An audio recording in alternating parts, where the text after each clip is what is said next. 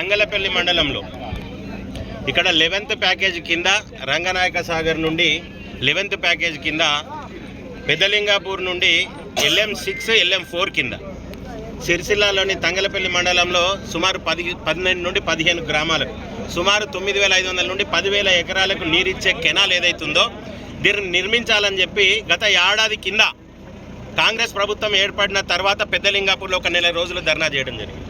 మరి ఆ రోజు గౌరవ పార్లమెంటు సభ్యులు బండి సంజయ్ కుమార్ గారితో ఎస్సీ గారికి మాట్లాడిపిస్తే, ప్రభుత్వానికి మాట్లాడిపిస్తే అప్పటి మానకొండూరు ఎమ్మెల్యే, ఇప్పటి మానకొండూరు ఎమ్మెల్యే నేను దాన్ని ప్రతిష్టాత్మకంగా తీసుకున్నాం. 2,75,00,000 నుండి 3 కోట్ల రూపాయలు శాంక్షన్ అయినాయి.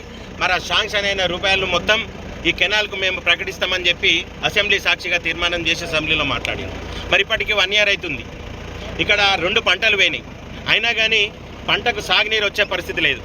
LM6 కింద LM4 కింద ఏదైతే తంగలపల్లి మండలంలోని చిన్నలింగాపురం, నరసింహపల్లె, బాల్మాల్పల్లె, బస్వాపురం, ఆడికేలి, రామన్నపల్లె నుండి ఆ గ్రామాలకు గాను, అదే రకంగా జిల్లెల్ల, నేరెల్ల, అంకిరెడ్డిపల్లె, అంకసాపూరు, దేశాయపల్లె గ్రామాలకు గాను నీరు లేకుండా ఏడుస్తున్నారు. గత 10 సంవత్సరాలు అధికారంలో ఉన్న ఇప్పటి శాసనసభ్యుడు రంగనాయక సాగర్ నుండి సిద్దిపేటకు నీళ్లు తీసుకుపోయింది తప్ప ఇక్కడున్న సిరిసిల్ల నియోజకవర్గ రైతులకు ఎలాంటి న్యాయం చేసే పరిస్థితి లేదు. ఆయన అడిగితే ఆయన నువ్వేం చేసినావని అడుగుతారు కనుక ఈరోజు సిగ్గుతోటి తలదించుకోవాల్సిన అవసరం ఉంది కనుక బీఆర్ఎస్ పార్టీ వాళ్ళు ఎవరు పట్టించుకుంటారు రైతులను. అదే రకంగా 2.5 సంవత్సరాలైంది కాంగ్రెస్ పార్టీ అధికారంలోకి వచ్చి అసెంబ్లీ సాక్షిగా మాట్లాడి ఏడాది అయినా కానీ ఇంతవరకు ల్యాండ్ యాక్విజిషన్ కూడా జరుగుతలేదు. మరి ఆ 3 కోట్ల రూపాయలు దేనికి కేటాయించారు? మరి ఇక్కడ ఉన్న రైతన్నలకు ఎన్ని నీళ్ళు వస్తాయి, వాళ్ళ పంటలు సస్యశ్యామలం అయ్యేదన్నాడు, వాళ్ళకు సాగునీరు వచ్చేదన్నాడని చెప్పి తెలియాల్సిన అవసరం, చెప్పాల్సిన అవసరం ఈరోజు ప్రభుత్వానికి ఉన్నది.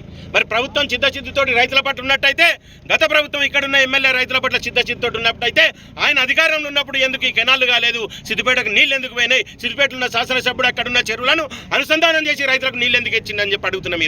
ఈరోజు నాకు చిత్తశుద్ధి చేయదు ఇక్కడున్న ఎమ్మెల్యేకు. అదే రకంగా ఇక్కడ కాంగ్రెస్ నాయకుడు ఎవడు దిక్కులేడు. ఇక్కడున్న ప్రభుత్వ విప్ ఆది శ్రీనివాస్ గారు వేములవాడ గురించి పట్టించుకునే పరిస్థితి లేదు, ఇక్కడ సిరిసిల్ల దానికి వచ్చే పరిస్థితి లేదు. కనుక ప్రభుత్వాన్ని ఇవాళ ఒకటే డిమాండ్ చేస్తున్నాం భారతీయ జనతా పార్టీ నుండి. గత నెల రోజులకెళ్ళి పెద్దలింగాపూర్లో దీక్ష నడుస్తుంది, ఎవరు పట్టించుకోలే. ఇక్కడ 10 రోజుల నుండి తంగలపల్లి మండలంలో దీక్ష నడుస్తున్నా కానీ ఒక MRO స్థాయి ఆఫీసర్ కానీ, ఒక RDO స్థాయి ఆఫీసర్ కానీ రాలేదు. ఈరోజు ప్రభుత్వంతో పాటు ఇక్కడ పరిపాలనా అధికారులను కూడా అడుగుతున్నాం మీరు ఏం చేస్తున్నారని చెప్పి.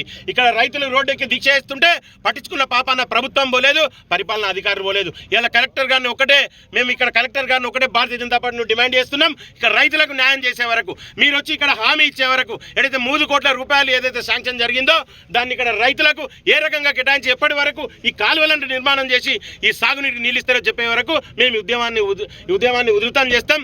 దీన్ని విరమించలేదని చెప్పి పత్రికా ముఖంగా తెలియజేస్తున్నాం. భారత్ మాతాకి జై.